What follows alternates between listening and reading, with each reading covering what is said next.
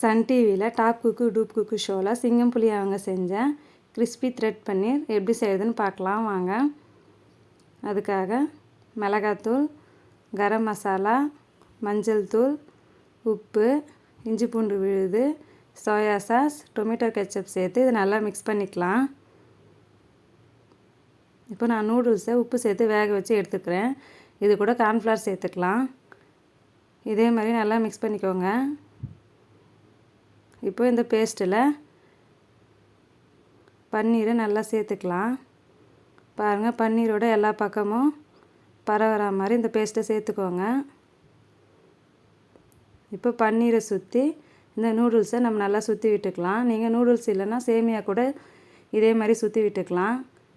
இப்போது ஆயில் சூடானதும் நம்ம ஆயிலில் ஃப்ரை பண்ணி எடுத்துக்கலாம். ஒரு பக்கம் வெந்ததும் இன்னொரு பக்கம் திருப்பி போட்டுக்கலாம்.